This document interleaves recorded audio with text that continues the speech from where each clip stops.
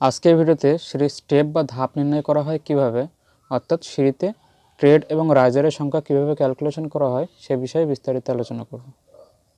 তাহলে একদম প্রথমে জেনে নেব যে রাইজারের সংখ্যা কিভাবে ক্যালকুলেশন করা হয়। তো রাইজারের সংখ্যা বার করার জন্য আমাদের দুটো জিনিস লাগবে, সেটি হলো দুটি ল্যান্ডিংয়ের মাঝে যে ভার্টিক্যাল হাইটটা সেটা কত এবং প্রতিটি রাইজারের হাইট কত। এই দুটি জিনিস জানলে আমরা রাইজারের সংখ্যা খুব সহজে বার করতে পারবো। তো চলুন এবার রাইজারের সংখ্যাটি বার করে নিই। তো এখানে দেখুন, রাইজারের সংখ্যা বার করার জন্য যে ফর্মুলাটি আমরা ব্যবহার করছি সেটি হলো নাম্বার অফ স্টেপস আর রাইজার সমান সমান vertical height between two landing by riser height. অর্থাৎ দুটো ল্যান্ডিংয়ের মধ্যে যে ভার্টিক্যাল হাইটটা সেটা আমরা দেখলাম 1800 mm এবং প্রতিটি রাইজারের হাইট দেওয়া আছে 150 mm।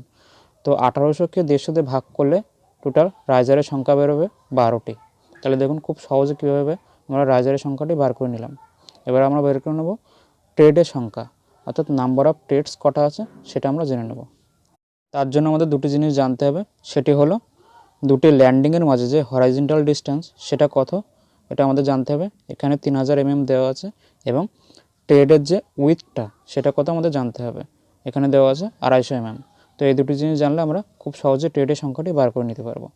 এবার এখানে দেখুন যে ট্রেডের সংখ্যা বার করার জন্য যে ফর্মুলাটি আমরা ব্যবহার করছি সেটি হলো number of tread is equal to horizontal distance between two landing by tread width. তো horizontal distance between two landing এখানে দেওয়া আছে 3000 mm এবং ট্রেডের উইথ দেওয়া আছে 250 mm। তাহলে 3000কে 250 দিয়ে ভাগ করলে টোটাল ট্রেডের সংখ্যা বেরোবে 12টি। তাহলে কিন্তু এইভাবে খুব সহজে আমরা ট্রেড এবং রাইজারের সংখ্যাটি এই ছোট্ট একটি ফর্মুলার মাধ্যমে বার করে নিতে পারবো।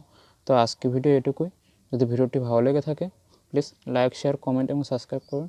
দেখা হবে পরবর্তী ভিডিওতে। ততক্ষণ ভালো থাকবেন, সুস্থ থাকবেন।